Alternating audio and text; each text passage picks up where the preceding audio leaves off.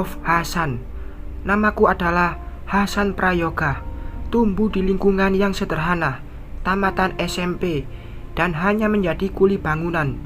Saat aku sedang ada proyek membangun sebuah rumah, aku mengenal gadis berkulit kuning langsat, terlihat manis, cantik, dan sangat sopan. Ingin aku dekati gadis itu, tapi aku minder karena hanya kuli bangunan dan tamatan SMP. Gadis itu bernama Cynthia. Memang bukan dari keluarga berada, tapi dia gadis yang berpendidikan. Itulah yang membuatku takut mendekatinya. Nasib baik memang berpihak padaku. Sering bertemu, saling sapa, dan akhirnya dia memberi lampu hijau. Ku beranikan diri menembaknya. "Dek Cynthia, kalau boleh, Mas mau bicara. Mas memiliki rasa padamu. Mas mencintaimu. Sudikah kamu menjadi kekasihku?" Ucapku gemetar. Aku tahu dia masih berumur 19 tahun, masih menjalani pendidikan D3, dan aku yang berumur 29 tahun yang sangat jauh berbeda. Tapi mencoba tak ada salahnya kan? Di luar dugaan, dia berkata, "Kalau Mas Hasan memang mencintaiku dan serius berhubungan denganku, datanglah ke rumah, mintalah diriku secara baik-baik." Lantas dia pergi dari hadapanku. Aku yang tercengang mendengar jawabannya, sangat tidak menyangka dia akan berkata seperti itu. Tapi baiklah, akan kutunjukkan kalau aku adalah lelaki jantan. Akan kuajak ibuku mengunjungi rumahnya. Ibu pun sangat senang. Ibu sangat mengenal bagaimana keluarga gadis itu. Beliau langsung menyetujui saat aku mengutarakan niatku meminang Cynthiaku. Ibu sangat ingin secepatnya meminang gadis pujaanku itu. Ya, meskipun aku jauh dari kata kaya, ganteng, bahkan umurku sudah seharusnya menikah dan punya anak, tapi tak membuatku jauh dari kata main wanita. Bahkan aku sering jalan dengan anak ABG yang hanya cinta monyet sama aku, dan mudah aku bohongi. Bahkan tak jarang aku menikmati beliannya. Aku memang merasa aku lelaki. Ibu sangat tahu aku sering ganti wanita.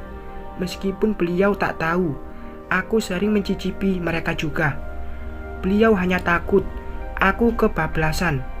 Padahal ya memang sudah sering. Awalnya aku melihat Cynthia karena aku tertarik dari paras dan bodi saja.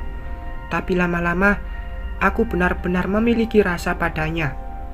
Mulai dari itu, aku menghentikan kebiasaan burukku itu, lalu fokus mengejar Cynthia.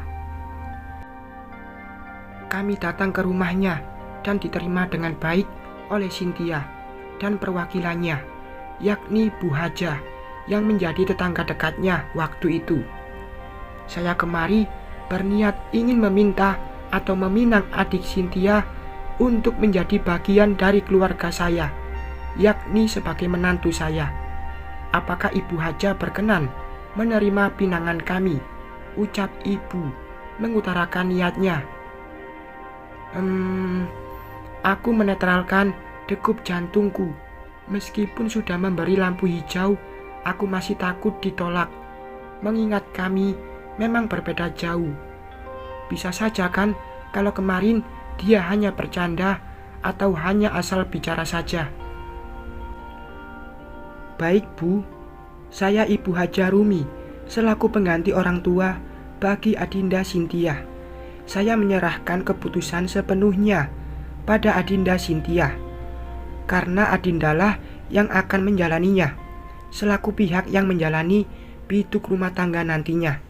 Ucap Bu Haja Rumi dengan ramah dan penuh senyum keramahan. Beliau memang terkenal sangat baik, ramah, dewasa, dan berakhlakul karimah. "Bagaimana Adinda Cynthia?" sambung Bu Haja Rumi lagi. Hening. Dek Cynthia diam. Lalu beberapa saat kemudian dia berucap, Bismillah, saya Cynthia Rahmah Prameswari menerima pinangan dari Mas Hasan.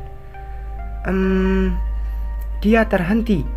Wajar kalau dia belum paham nama panjangku. Hasan Prayoga, ucapku tak sabar. Iya, Mas Hasan Prayoga, ucapnya malu-malu. Alhamdulillah, tak apa, dia tak hafal nama lengkapku. Setelah menikah, akan kubuat dia menghafal semua tentangku. Hehe. 2 bulan kemudian kami menikah. Pernikahan sederhana yang hanya dihadiri tetangga terdekat dan kerabat saja, dengan hidangan yang ala kadarnya juga. Tapi Cynthia tak pernah protes. Awalnya aku kira dia akan meminta mahar yang besar, pesta yang mewah, makanan catering yang mahal, dan akan mengundang semua temannya. Ternyata dia gadis sederhana yang baik, cantik, dan nerimo.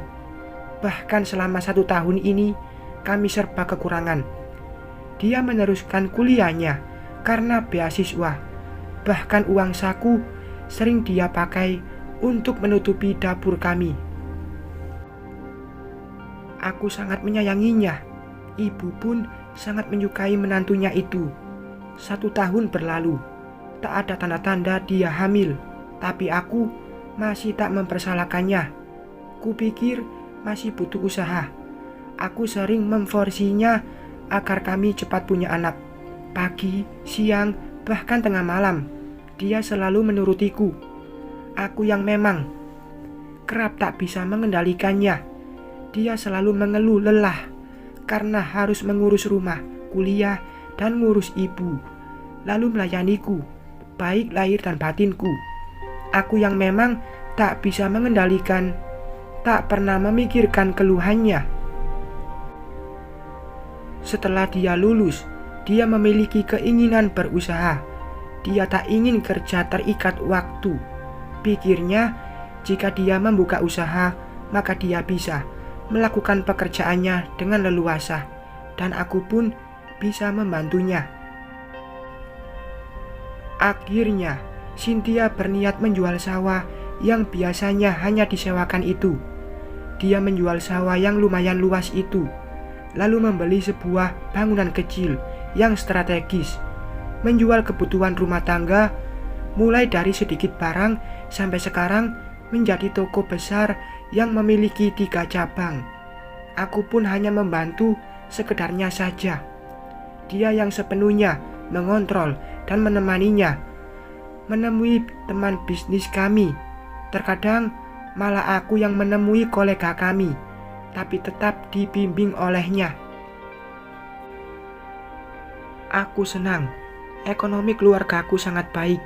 Ibuku bahagia, tapi satu yang kurang, anak, adalah keinginanku yang utama. Pernah suatu hari, aku mengajak Cynthia tes kesuburan, tapi kata dia, hasilnya sama suburnya. Aku pun pasrah, hanya sabar dan usaha yang bisa aku lakukan. Hingga suatu waktu, seorang gadis melamar kerjaan di tokoku sebagai kasir. Aku yang suka gelap mata pun terpukau dengan keindahan tubuhnya, hingga terpukau. Dan aku pun terlena hingga lupa bahwa aku pria beristri. Gadis itu datang dengan setelan baju yang ketat hingga membuatku menelan ludah. Dia berbicara padaku dengan sangat manis. Tiba-tiba Cynthia datang ke toko. Entah dia ada firasat atau apa, dia kurang suka dengan Rizka. Alasannya, dia tak menyukai cara berpakaian Rizka. Tapi menurutku itu wajar dan malah terlihat bagus untuk ditempatkan di toko kita, karena akan banyak menarik pelanggan juga. Mas, kenapa ada wanita berpakaian seperti itu di ruangan kamu? Tanyanya setelah meminta Rizka keluar sebentar, meminta waktu. Sayang, dia melamar kerja harus memakai pakaian seperti itu? Niat melamar kerja atau melamar bosnya? Sungguh dia. Sayang, untuk apa dia seperti itu? Dia hanya butuh pekerjaan. Lagi pula, Mas sudah ada kamu. Untuk apa aku melirik dia? Kalau kamu lebih cantik dari dia. Sudahlah sayang, kita harus membantu dia. Setelah urusan dia selesai, kita jalan-jalan. Lalu kamu harus temani aku nanti malam. Ucapku merayunya. Aku tahu dia lemah saat mendengar rayuanku. Itulah sebabnya dia tak pernah menolak menuruti kemauku yang kadang melebihi wajar. Lalu ku ajak Cynthia keluar. Awalnya Cynthia tetap tak setuju Rizka bekerja di sini. Namun dengan kepiawaian Rizka merayu Cynthia dengan cerita-cerita hidupnya membuat Cynthia berpikir ulang. Bu, saya mohon, beri saya satu kesempatan. Saya akan bekerja dengan baik. Saya akan menuruti peraturan sesuai peraturan yang ibu tetapkan.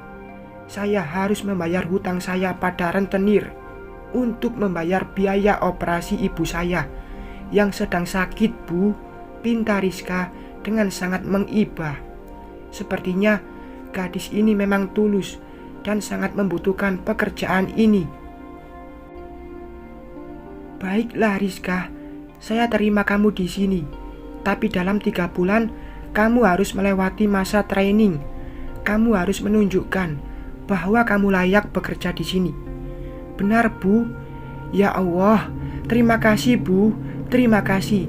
Sudah terima saya. Saya akan menunjukkan bahwa saya tak akan mengecewakan ibu. Ucap Rizka berterima kasih dengan raut wajah senang. Tapi satu lagi. Iya Bu, ucap Rizka gugup. Saya tidak mau kamu bekerja menggunakan pakaian yang ketat seperti itu. Gunakan pakaian yang sopan. Di sini tempat bekerja, bukan tempat menjual diri. Kamu paham? Iya Bu, saya paham. Sekali lagi terima kasih Bu, ucapnya menunduk. Sekarang pulanglah. Siapkan dirimu untuk bekerja hari Senin. Jangan telat dan gunakan waktu trainingmu dengan sangat baik, ucap istriku tegas. Dia memang sangat tegas dalam bekerja. Dia tak ingin main-main dalam bertindak dalam dunia kerja. Itulah yang membuat usaha kami maju dengan sangat pesat. 3 bulan waktu training, Rizka bekerja sangat baik dan bahkan sangat tidak sama seperti awal dia melamar kerja. Justru Cynthia memuji kinerja Rizka. Cynthia pun mengangkatnya menjadi pekerja tetap, bahkan mengajarkannya mengelola pembukuan. Hanya mengajarkan mengelola, bukan melepaskannya mengelola pembukuan toko. Namun setelah 3 bulan Rizka diangkat sebagai pekerja tetap, dia mulai menunjukkan dirinya, berani dengan tatapan menggoda. Seringkali saat tak ada orang, dia sengaja melepas kancing atas baju hingga 2 gunung surga nampak olehku, yang membuat aku merasa sangat haus dan harus segera pulang untuk meneguk madu milikku sendiri. Aku masih takut untuk berbuat lebih, karena pada dasarnya aku sangat mencintai Cynthia, tapi tidak untuk siang itu. Mas, aku hari ini izin mau antar ibu check up ya. Sudah jadwalnya hari ini. Mungkin aku tak ke toko, ucap istriku. Iya sayang, hati-hati di jalan ya, jawabku. Siang itu, saat jam makan siang, toko ditutup agar karyawan bisa istirahat dan makan siang di luar, agar mereka tidak jenuh harus dalam toko terus. Saat itu Rizka ternyata dengan sengaja membawa bekal dari rumah dan tak ingin makan di luar.